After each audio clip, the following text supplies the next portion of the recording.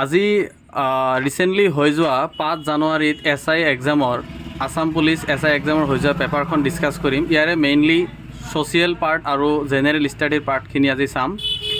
ইয়াৰে প্ৰথম কুৱেশ্যনটোৰ সৈতে ষ্টাৰ্ট কৰিম। প্ৰথম কুৱেশ্যনটো দিছে ইয়াত বৰ্মন বংশৰ কোনে স্থাপন কৰিছিল। চ' হু এষ্টাব্লিছড দ্য বৰ্মন ডাইনেষ্টি। চ' ইয়াতে প্ৰথম অপশ্যনটো দিছে ভাস্কৰ বৰ্মন। আমি জানো ভাস্কৰ বৰ্মন হৈছে last ruler of Barman dynasty. এখেতে 594 এডিত 594 এডিত এখেতৰ কি হৈছিল, ৰজা হৈছিল। আৰু এখেতৰ 594 এডি টাইমৰ পৰা এটা নতুন বস্তু হৈছিল, এইটো হৈছে ভাস্কৰাব্দ। সেইকাৰণে ইয়াৰ শুদ্ধ এনচাৰটো ই হ'ব নোৱাৰে। ছেকেণ্ড অপশ্যনটো দিছে পুষ্য বৰ্মন। হয়, this is the right answer. So' Pushya বৰ্মনে কি কৰিছিল, 350 এডিত 350 এডিত এখেতে বৰ্মন ডাইনেষ্টিৰ এষ্টাব্লিছ কৰিছিল। এইকাৰণে ইয়াৰ শুদ্ধ এনচাৰটো হ'ব পুষ্য বৰ্মন। সমুদ্ৰ বৰ্মন আছিল second ruler, he successor of Pushya Barman. So' এতিয়া নেক্সট কুৱেশ্যনটোত গৈছোঁ।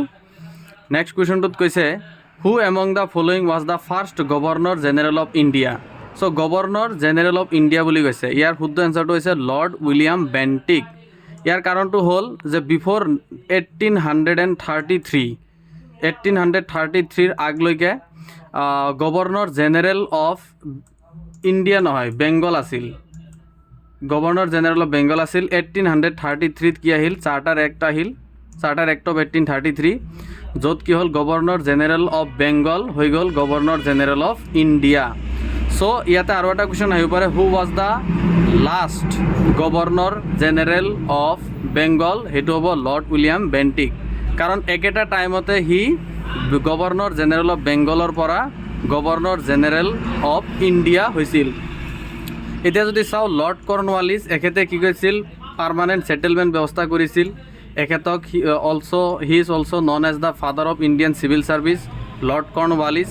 আৰু এইফালে লৰ্ড ডেলহাউচি, এখেতে এনেক্সেশ্যন পলিচি আনিছিল, য'ত নেকি লেপছ অফ ষ্টেট কৰিছিল এখেতে, য'ত যদি কোনো ৰজা যে ডাই উইদাউট নেচাৰেল হায়াৰ, তেতিয়াহ'লে সেইটো ষ্টেট ব্ৰিটিছ ইষ্ট ইণ্ডিয়া কোম্পানীৰ লগত এনেক্স কৰি লৈছিল। এই আছিল লৰ্ড ডেলহাউচি। চ' ইয়াৰ শুদ্ধ এনচাৰটো হ'ল Lord William Bentinck. Next come to the next question. So' who was the first Muslim invader of Kamarupa. কামৰূপত আক্ৰমণ কৰা প্ৰথমগৰাকী মুছলিম ইনভেডাৰ কোন আছিল? এখেত হৈছে মহম্মদ বিন বখতিয়াৰ খিলজী। এখেতে 1206 চনত আক্ৰমণ কৰিছিল কামৰূপত। আৰু ইয়াতে যদি চাওঁ মহম্মদ গৰি, এখেত এজন শ্লেভ আছিল। এখেতে শ্লেভ অফ মহম্মদ মেহমুদ গজনবী। আৰু মিৰ জুমলা 1662ত under in the time of চুহুংমুং, এখেতৰ টাইমত মিৰ জুমলাই অসম আক্ৰমণ কৰিছিল। চ' ইয়াৰ শুদ্ধ এনচাৰটো হ'ব Muhammad Bakhtiyar Khilji. So' next question number 4। So' next কুৱেশ্যনলৈ আহিছোঁ। নেক্সট কুৱেশ্যন হ'ল যে the word swaraj was first used by Dadabhai Naoroji in the Congress session held in. So' swaraj শব্দটো প্ৰথমবাৰ কংগ্ৰেছ ছেশ্যনৰ কোনটো ছেশ্যনত ইউজ কৰিছিল? স্বৰাজ শব্দটোৰ অৰ্থ হৈছে ৰুল বাই ছেল্ফ, মানে নিজে শাসন কৰা। এইটো 1904 বম্বে নহয়। ইয়াৰ শুদ্ধ এনচাৰটো হৈছে 1906 কলকাতা ছেশ্যন। কলকাতা ছেশ্যনত ইয়াতে গুৰুত্বপূৰ্ণ ছেশ্যন আছিল, য'ত স্বৰাজ শব্দটো পোনপ্ৰথমভাৱে ইউজ কৰিছিল। যদি ইয়াত চাওঁ 1907 চুৰাট ছেশ্যন। চুৰাট ছেশ্যনটো বহুত ইম্পৰ্টেণ্ট হয়। ইয়াত চুৰাট স্প্লিট হৈছিল, মানে কংগ্ৰেছৰ মাজত দুটা ভাগ বিভাজন হৈ গৈছিল। তাৰে এটা হৈছিল চৰমপন্থী আৰু নৰমপন্থীৰ মাজত যিটো আইডিঅ'লজিকেল ডিফাৰেঞ্চ আছিল, সেই আইডিঅ'লজিকেল ডিফাৰেঞ্চখিনিৰ কাৰণেই চুৰাট স্প্লিট হ'ল। যদি কুৱেশ্যনত সোধে যে চুৰাট স্প্লিট কেতিয়া হৈছিল, 1907। আৰু 3 নম্বৰটো ইয়াতে আৰু এটা অপশ্যন দিয়া আছে, Lucknow session. Lucknow session is one of the important session of INC। In this session specially কি হৈছিল, হিন্দু মুছলিম ইউনিটি হৈছিল এইটো ছেশ্যনত। আৰু এইটো ছেশ্যন এটা ছিগনিফিকেণ্ট বস্তু এইটো হ'ল যে এনি বেচান্তে এজন মানুহক হিন্দু মুছলিম ইউনিটিৰ এম্বাছেডৰ বুলি কৈছিল। আৰু সেইজন মানুহ কোন আছিল, মই কৈ দি আছোঁ, Mohammad Ali Jinnah. So' Mohammad Ali Jinnah was called as ambassador of Hindu Muslim unity by Annie Besant. So' এতিয়া ইয়াৰ শুদ্ধ এনচাৰটো হ'ল B option is correct answer. So let's next come to the fifth number question. Who was the father of King Harshvardhan?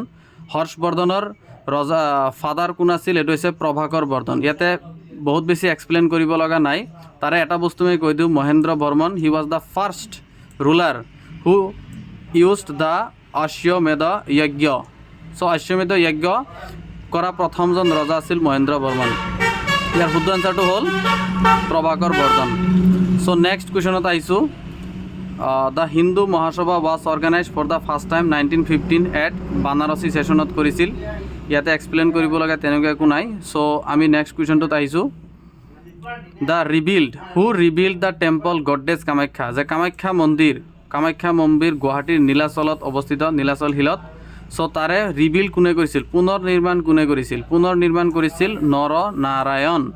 আৰু মোক comment কৰি জনাব লাগে যে কোনে বিল্ড কৰিছিল, কোনে প্ৰথমবাৰৰ কাৰণে গডেছ কামাখ্যা মন্দিৰটো টেম্পল বনাইছিল। চ' ইয়াৰ শুদ্ধ এনচাৰটো হ'ল নৰনাৰায়ণ। নেক্সট কুৱেশ্যন নম্বৰ 8ত আহিছোঁ। যে ইয়াতে কৈছে হু was the mother of Srimanta Sankardev. Srimanta শংকৰদেৱৰ মা কোন আছিল? চ' ইয়াৰ শুদ্ধ এনচাৰটো হ'ল সত্যা সন্ধ্যা দেৱী। আৰু এইটো কুৱেশ্যন সদায় অহা দেখা যায় বহুত এক্সামত, অসমৰ কম্পিটিটিভ এক্সামত one of the most favourite question হয়। তাৰে যিটো ইয়াতে অপশ্যন আছে এক সৰস্বতী আই, এখেতৰ আই হেৰি আছিল, দাদী আছিল। আৰু দেৱী পাৰ্বতী হৈছে ৱাইফ অফ শিৱৰ ৱাইফ হৈছিল দেৱী পাৰ্বতী। চ' ইয়াৰ শুদ্ধ এনচাৰটো হ'ল সত্যা সন্ধ্যা দেৱী। চ' নেক্সট কুৱেশ্যনত আহিছোঁ। Question number 9। Who among the following ambassador of Queen Elizabeth visited Akbar's court to obtain farman for trade in Gujarat. So' গুজৰাটত যে ট্ৰেড কৰিবৰ কাৰণে যিখন ফাৰমান মানে এটা লিগেল এটা ৰিটেন এটা হেৰি লাইচেঞ্চ বুলি ক'ব পাৰোঁ, যিটোৰ কাৰণে কুইন এলিজাবেথে আকবৰৰ কোৰ্টত পঠাইছিল, সেইজন হ'ল, ইয়াৰ শুদ্ধ এনচাৰটো হৈছে জন মিডেন হল।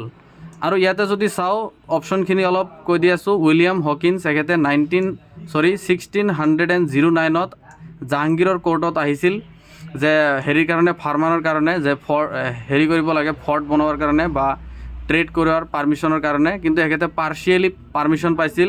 তাৰপিছত 1615ত ছাৰ থমাছ ৰয় আহিছিল, এখেতে আহি ফুল ফ্লেজ পাৰ্মিশ্যন লৈছিল হেৰিৰ পৰা, কোৰ্ট এম্পেৰৰ জাহাংগীৰৰ পৰা। চ' ইয়াৰ শুদ্ধ এনচাৰটো হ'ব John Mildenhall. Question number 10লৈ আহিছোঁ। Question number 10। Assam association when and where was first meeting of Assam association held. ইয়াৰ শুদ্ধ এনচাৰটো হৈছে 1905 এট ডিব্ৰুগড়ত হৈছিল প্ৰথমটো ছেশ্যন অফ আছাম এছ'চিয়েশ্যনছ। মোক ইয়াত কমেণ্ট কৰি জনাব লাগে যে ইয়াৰ প্ৰেচিডেণ্ট কোন আছিল আছাম এছ'চিয়েশ্যনৰ। তাৰপিছৰ কুৱেশ্যনটো 11 নম্বৰ কুৱেশ্যনত আহিছোঁ। Who was the first governor of independent Assam. ইয়াতে প্ৰথম অপশ্যনটো দিছে ফখৰুদ্দিন আলী আহমেদ। যে Fakhruddin Ali Ahmed is known to be the first Assamese to become the president of India during the prime ministership of Indira Gandhi in the year of 1974। So' এখেত প্ৰথম অসমীয়া যিয়ে ভাৰতৰ ৰাষ্ট্ৰপতি হৈছিল। আৰু তেখেতৰ সেইটো টাইমত প্ৰাইম মিনিষ্টাৰ আছিল ইন্দিৰা গান্ধী। ইয়াতে যদি ছাৰ ছাদুল্লা চাওঁ, এখেতে 1937ত প্ৰথমবাৰ অসমৰ চিফ মিনিষ্টাৰ হৈছিল, অসম বা ইণ্ডিয়া স্বাধীন হোৱাৰ আগতে। তাৰপিছত যদি চাওঁ sir Akbar Hydari, this is the right answer. এখেত আছিল first governor of independent Assam. So' ইয়াৰ শুদ্ধ এনচাৰটো হৈছে চি, ছাৰ আকবৰ হাইদ্ৰী। তাৰপিছত কুৱেশ্যনটোত আহিছোঁ। Question number 12। ইয়াতে কৈছে name the first man to oppose British administration in Assam. ইয়াতে প্ৰথম ইয়াৰ এনচাৰ, শুদ্ধ এনচাৰটো হ'ব Maniram Dewan, Sundargarh. So' first man to oppose the British administration, it's correct answer is Maniram Dewan. মণিৰাম দিৱানে 1857ত চিপাহী বিদ্ৰোহ যিটো হৈছিল 1857ত, তাৰে এটা গুৰুত্বপূৰ্ণ পাৰ্ট লৈছিল ফ্ৰম আছাম। আৰু ইয়াতে 12 নম্বৰৰ এনচাৰটো হৈছে মণিৰাম দিৱান। ইয়াৰ বিষয়ে কিছুমান ফেক্ট আমি জনা উচিত। এখেতৰ Maniram Dewan was the first Assamese to commercially plant the tea in Assam. আৰু ব্যক্তিগত খণ্ডত প্ৰথম আছিল মণিৰাম দিৱান টি প্লাণ্টেশ্যন কৰা। চ' এতিয়া next come to the 13 number question. In which year did Alexander invade India. ইয়াৰ শুদ্ধ এনচাৰটো হৈছে 326 BC, BC মানে বিফৰ খ্ৰীষ্ট। চ' এইটো আছিল এগেইনষ্ট দ্য কিং পৰাছৰ এগেইনষ্টে ইনভেড কৰিছিল ইণ্ডিয়া 326 BCত। শুদ্ধ এনচাৰটো হ'ল এ।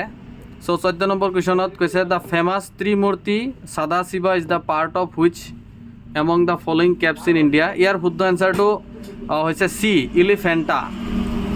ইলিফেণ্টা is the right answer. Famous Trimurti Sadashiva বুলি জনা যায়, এইটো হৈছে এলিফেণ্টা।